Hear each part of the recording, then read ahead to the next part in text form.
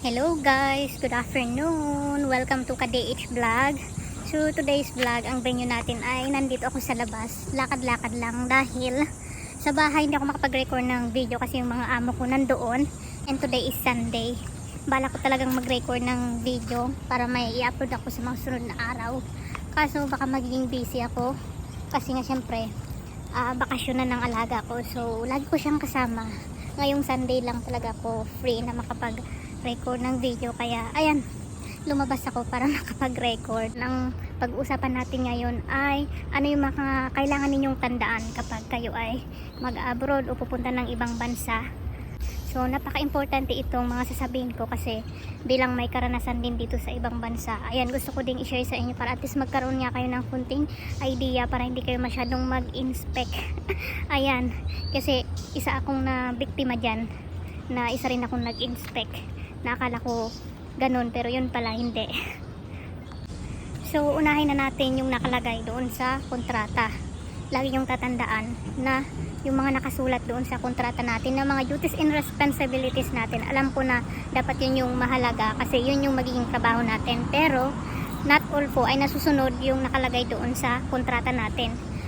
Kasi may mga pagkakataon na yung mga nakasulat doon may nadadagdag ganon, so hindi pala lahat ng magiging duties ay nakasulat nga lahat sa may kontrata natin, kasi may mga pagkakataon na doon sa kontrata natin nakasulat doon na ang alagaan natin, bata, ganyan. Tapos nakalagay din yung family members, kung ilan silang family members. Tapos kapag may alaga, ganyan, isang pet lang yung nakalagay doon sa kontrata. Pero pag once na pumunta tayo doon sa bahay, iba yung madadatnan natin. Kasi hindi lang pala bata yung alaga natin, kundi may matanda. Tapos hindi lang pala isang aso lang yung ilalagaan natin, kundi dalawang aso. So doon pa lang talagang hindi na nasunod yung nakalagay doon sa kontrata. Isa rin po ako sa nabiktima ng ganyan, kaya alam po kasi doon sa unang amo ko ganyan yung nangyari sa akin. Doon sa kontrata ko nakalagay doon dalawang sasakyan, yun pala hindi lang dalawang sasakyan, 5 sasakyan pala yung sasakyan ng amo ko. Tapos yung pets din nakalagay doon isa lang, yun pala 2 pet. Kaya pwedeng mangyari yan sa inyo, kaya huwag kayong mag-inspect masyado sa mga nakasulat sa kontrata kasi marami pa rin siguro sa 100%, parang 80% yung hindi na susunod. Merong nadadagdag na mga duties and responsibilities natin. At malalaman nyo kung ano yung magiging trabaho nyo talaga kapag once na nakarating na kayo dun sa bahay ng amo ninyo. Next is yung about sa day off. Wag nyo ring i-inspect, wag kayong masyadong mag-inspect din sa day off. Kapag sinabi doon sa interview na ayan, may day off kayo every weekend, ganyan, pero hindi sinasabi ng mga ibang amo na kapag day off, kasi yung ibang amo nagpapa-curfew sila. Naranasan ko din yan sa unang amo ko na yung curfew ko dati hanggang 7. So kahit day off ko, dapat makauwi ako ng before 7 kasi after ng 7 o'clock ay back to work na naman ako. Kaya hindi ko talaga na-enjoy yung day off ko dati. Kasi di ba nakalagay nga doon sa contract natin 24 hours na day off. Yun pala, may yung ibang mga amo talaga pala dito ay may mga pa-curfew, and then after ng curfew ay magtatrabaho ka ulit. Kaya isa yan sa mga dapat yung paghandaan pagdating sa day off, kasi yung ibang mga kababayan natin hindi sila aware sa ganitong scenario na basta kapag nalaman nilang may day off ganyan, akala nila 24 hours na day off, yun pala hindi. Swerte mo na lang talaga kapag yung magiging day off mo ay 24 hours. Pero meron at meron pa rin dito sa Hong Kong, lalo na pag dito kayo sa Hong Kong, na mga amo na hindi sumusunod sa rules, kaya kahit na day off nila ay nagtatrabaho sila after ng curfew nila. Next is yung pagkain. Alam naman natin, di ba, na sinasabi naman ito na yung mga amo, sila yung nagpo-provide ng food allowance ng pagkain natin. Yung iba na hindi provide ang allowance ay binibigay sa kanila yung pera, yung food allowance, para sila yung bumili ng pagkain nila. Pero mostly talaga ay provided yung pagkain. Pero depende pa rin talaga sa ugali ng mga amo mo. Kasi may mga amo talaga hindi natin maiwasan na madamot. Tsaka iba yung trato nila sa mga katulong nila. Doon sa unang amo ko guys, ang experience ko sa pagkain, dahil provide nila yung pagkain, ang style nila guys ay pagkatapos nilang kumain tsaka kami kakain, kasi yung mga tira-tira nilang ulam, yun yung ulamin namin. Ganyan yung nangyari sa akin, kaya na-shock talaga ako, lalong lalo na ako noon dahil first time kong mag-abroad. Nalaman ko na may ganito palang amo. Totoo nga na dati napapanood ko lang dati yung mga ganitong senaryo, pero doon sa first employer ko talagang naranasan ko yung ganito, na totoo nga na ayun nga, may mga among ganyan. May mga pagkakataon na walang naiwan na ulam. So ang ginagawa namin noon, so namin yung gamit ko kasi may mga kasama ako dati doon sa unang amo ko eh. So ang ginagawa namin doon, yung soup na niluluto ng kasama ko, kasi diba dito sa bansang Hong Kong, yung mga tao dito, mahilig sila sa mga sabaw-sabaw. So ang hinihigop lang naman nila is yung sabaw, hindi nila kinakain yung mga hinahalo doon, yung mga nahalo doon sa soup. So ang ginagawa na lang namin, pag walang natira yung mga amo namin na ulam, yun yung inuulam namin, yung mga buto-buto, ganyan. Tapos yung mga gulay na nahalo doon sa sabaw, ayun na lang yung inuulam namin. Kaya hindi ko makakalimutan yung mga ganyang experience kasi talagang na-experience ko rin yan. So sana hindi nyo ma-experience yung ganito kasi may mga amo na ganyan. Na yun nga, tsaka nila pinapakain yung helper nila kapag tapos silang kumain. Tapos dito naman sa pangalawang amo ko, goods, kasi ang ginagawa ng mga amo ko kapag kakain kami, ay nagsiseparate na sila ng pagkain ko. So bago sila kumain, maglalagay sila ng pagkain ko, ng ulam ko sa isang plato. So ibibigay nila sa akin. So sabay-sabay kaming kakain, like kakain sila sa dining, ako naman kakain ako doon sa kusina. Mas okay yung ganyan kasi syempre hindi tira-tira yung ibibigay sa'yo.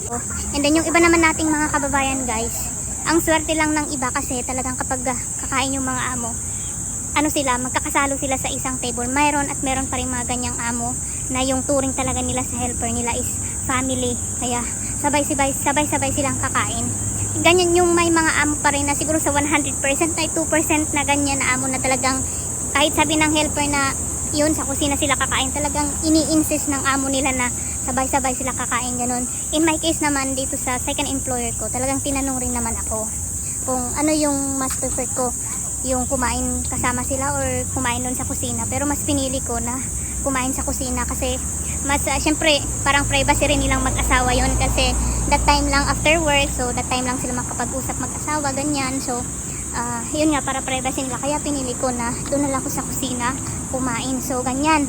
And in regards din sa food, may mga pagkakataon din na kapag kakain kayo sa labas sa restaurant, ganyan, may mga amo na hindi bumibili ng pagkain mo. So ang mangyari sa'yo, sila kumakain, ikaw wala kang pagkain. So na-experience ko din yan sa unang amo ko. Lahat na lang ng hindi maganda na experience ko sa unang amo ko kasi nga hindi ako naging lucky doon sa first employer ko.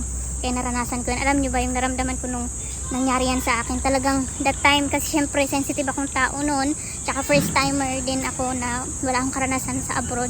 Nung first time na nangyari sa akin na pumunta kami sa labas, ayan, bumili sila ng pagkain, ako wala akong pagkain. Talagang gusto kong umiyak noon, ang bigat ng pakiramdam ko. Tapos parang nagtatampo ako kasi sa isip-isip ko guys, pumunta ako dito para makapagtrabaho ng maayos, hindi yung pumunta para ipahiya ako ng ganyan, ng ganito na grabe, 'di ba? Tapos may mga ano pa, ibang lahing nakapaligid sa inyo, so nakikita nila, 'di ba? So syempre nahihiya ako, parang nakakababa naman ng dignity yung ganon. Kaya talagang naiyak ako nung dati, parang sa isip ko parang gusto kong tumakbo na pumunta na sa airport at umuwi that time kasi talagang ang sakit-sakit. Pero nung ano na, parang nung paulit-ulit na nangyari sa akin, parang nawala naman na yung ano ko, parang normal na rin yun sa akin. So siguro pag first time kasi talagang syempre masakit talaga yun ang ano, talagang napakasakit yung mararamdaman mo na mahihiya ka na, ayun, parang maiiyak ka kasi napapanood ko lang yan, tapos ano, na experience ko na siya in actual.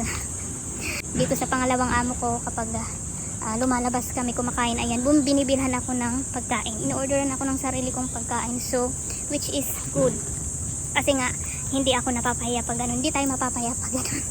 Diba? Hindi natin masabi kung ano yung magiging sitwasyon talaga natin, kaya ayan, dapat laging mag-pray and then ayan, maging matatag, lalo na pag dito tayo sa ibang bansa magtrabaho kasi hindi tayo agad-agad makakaalis. Next is yung kwarto. Ayan, room. Kasali din to sa dapat yung malaman. Kasi yung ibang mga kababayan nagiging kampante din na pag sinabing you have your own room, ganyan, o tuwang-tuwa na. Tuwang-tuwa na may sariling room. Pero pagdating pala yung room, maliit. Stock room pala yung room na sinasabi ng amo, ganyan. So, ang hirap talaga mag-inspect. Kaya pag sinabing ganyan, you have your own room, maging handa pa rin kayo kasi hindi natin alam kung ano yung itsura na magiging room o magiging comfortable ka ba o hindi.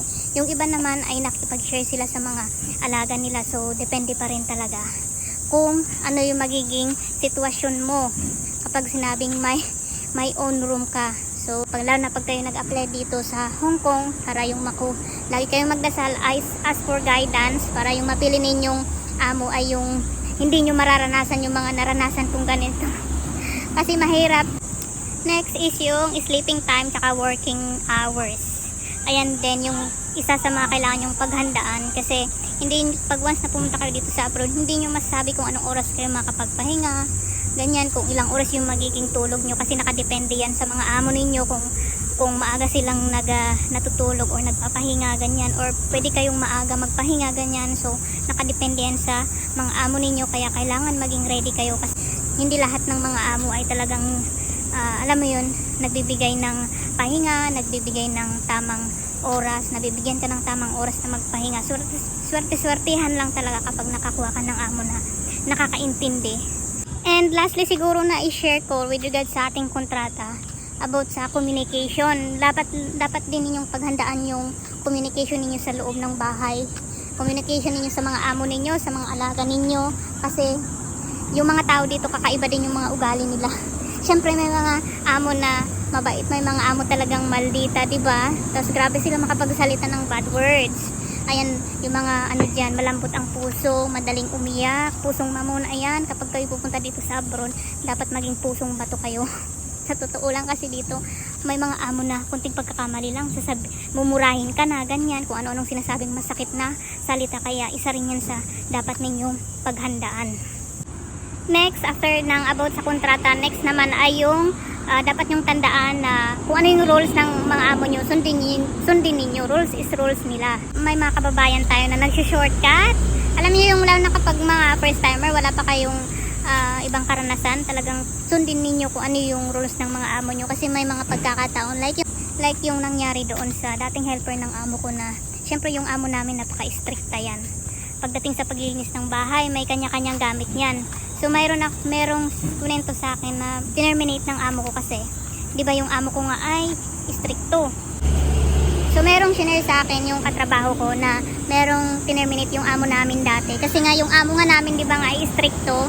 So pagdating sa paglilinis doon sa toilet, mayroon sa paglilinis sa toilet, separate kasi ang towel ng bowl sa towel ng pangpunas ng wall, ng sahig. So itong si kabayan natin ay hindi niya sinunod yung rules ng amo namin. Sa hindi inaasahan na pangyari, ang ginawa niya, yung towel na pang white sana ng wall at saka floor ay ginamit niya doon sa bowl, tapos naaktuhan siya ng amo namin. So ang ginawa ng amo namin, dahil hindi niya sinunod yung rules, ay on the spot terminate si kabayan.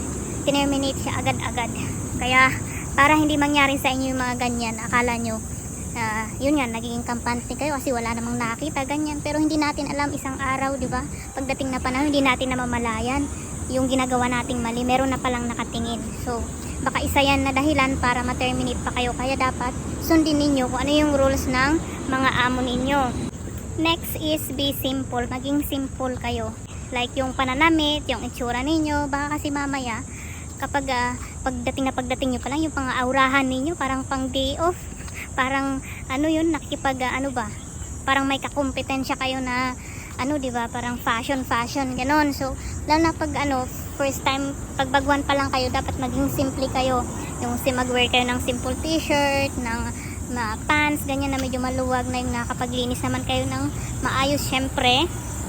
Kasi yung iba nating kababayan, may mga amo kasi, di ba, dito sa ibang bansa, mga selosa. So hindi pa natin alam kung ano yung ugali ng mga amo natin, kung selosa ba, sensitive ba sila, ganun. Kaya dapat kapag bagong dating pa natin, maging simple lang tayo. Mag-wear tayo ng simple, decente, di ba? Yung malinis tignan, ganun. Di ba may mga amo na very sensitive, baka yan pa yung maging dahilan na pagselosan ka, ganyan. Kaya mas mainam na, yun nga, kapag mag-wear kayo ng damit sa bahay, lalo na yung may mga hinaharap dyan, para hindi kayo pag-isipan ng masama, mas maganda kapag sa t-shirt ay circle neckline, yun yung mas maganda. Kasi pag V neckline, kasi may mga pagkakataon na may mga hinaharap, parang nakikita, may clip, nakikita, kaya minsan hindi natin maiwasan. So para makaiwas tayo sa maling pag-iisip ng mga nasa paligid natin sa loob ng bahay, so dapat ayun na lang, piliin na lang natin yung simple. Diba? So, kung gusto nyo mag-aura-aura, ganyan, so pwede nyo naman gawin yan sa day. Pero pag working hours, working days, ay mas mainam pa rin na maging simple. So kapag medyo tumagal-tagal ka na and then nakikilala mo yung ugali ng mga amo mo, kung hindi naman sila silosa, so hindi ka naman pinapakialaman, ganun. So mabait sila. So that time pwede mo namang i-upgrade din yung sarili mo, syempre. Mag-ayos-ayos konti, ganyan. Pero pag yung mga amo mo ay silosa, so kailangan mo maging simple lang talaga. Next is kapag may mga hindi ka alam doon sa loob ng bahay, mas mainam na magtanong ka. Magtanong ka sa mga amo mo kung ano yung mga dapat mong gawin, kung paano linisan, kung paano gawin yung isang bagay kapag hindi mo alam, kasi baka mamaya kaya masira pa natin yung mga kagamitan ng mga amo natin. Next is being faithful kayo, truthful, at saka honest doon sa trabaho ninyo para hindi masira yung record nyo. Ayan, para hindi kayo mapasama sa amo nyo. So, kahit na yung mga ugali ng mga amo ninyo ay hindi okay, ganyan. So, pa rin, maging honest, maging truthful pa rin tayo sa trabaho natin. Kasi, naman yan pag naging honest naman tayo sa trabaho natin, wala tayong inapakan na ibang tao. Alam nyo yun, yung ginagawa naman natin ng maayos yung trabaho natin. Pagdating ng panahon, tayo din naman ang aani niyan. Yung balik niyan ay sa atin din naman. Kaya dapat ay gawin natin kung ano yung tama. And second to the last, siguro na pwede kong ibigay sa inyo is yung wag kayong maging pala sagot sa mga amo ninyo. Kasi may mga iba nating kababayan na dapat din natin, parang ilugar natin yung pagsagot-sagot natin sa mga amo natin, kahit minsan na alam naman natin na tama yung pinaglalaban natin, ganun. Pero syempre maging pa rin tayo cautious at maging lang tayo kalmado. Ilugar din natin yung alam niyo yung galit natin, lalo na kapag baguhan, first timer, tapos wala pang ilang buwan ka pa lang, wala ka pang masyadong ipon, ganyan, wala kang kakilala dito sa ibang bansa, wala kang ibang matatakbuhan in case man na i-terminate ka ng amo mo, ganun. So maging tayo, pag-isipan natin ng maayos, wag tayong padalos-dalos ng bugso ng ating damdamin, kasi may mga amo na pinakayaw nila yung ganyan, yung palasagot. Like yung ko dati, yung katrabaho ko dati, lagi siyang palasagot kapag syempre pag may nasisira kasi doon sa bahay, siya yung laging napag-iinitan kasi syempre siya yung naka-assign doon sa paglinis ng bahay. So kapag may nakikita yung amo namin na nasira ganon, ayan, siya yung laging tinatanong. Tapos syempre tama na yung pinaglalaban ng KDH natin, na tama na yung pinaglalaban niya, pero yun nga, palasagot nga siya. Kaya nung may time na isang araw na lang is yun, may nangyari naman sa loob ng bahay, and then yun, sagot siya ng sagot sa amo namin. So on the spot terminate siya, kasi may mga among ganyan na ayaw nila ng palasagot. Kaya ayan, minsan kailangan nating ikalmado yung mga natin, damdamin natin. Syempre kapag naman over naman na yung ginagawa ng mga amo natin, syempre wag naman, pag may mga pagkakataong ganyan na parang sobra naman na, so syempre natin, ipaglaban naman natin yung rights natin, syempre. Pero pag yung mga hindi naman ganun, it's not a big deal, so kalma lang natin, kasi may mga amo talaga na ayaw nila ng palasagot na katulong. And last but not the least, lalo na sa mga kababayan natin dyan na mga baguhan, ayan, ito pinaka-importante, kapag dating nyo dito sa Hong Kong, huwag kayong manghiram ng pera, don't borrow money sa mga bangko dito sa Hong Kong, kasi dito sa Hong Kong may mga bangko, diba, na nagpapahiram ng pera. So minsan yung iba natutuksong maghiram ng pera doon sa bangko, tapos kakarating lang dito sa Hong Kong. Minsan daming marami akong napabalitaan na mga bago pa lang nangungutang na sa bangko, tapos hindi pa sila nakaabot o hindi pa nila natatapos yung kontrata nila, na-terminate bigla.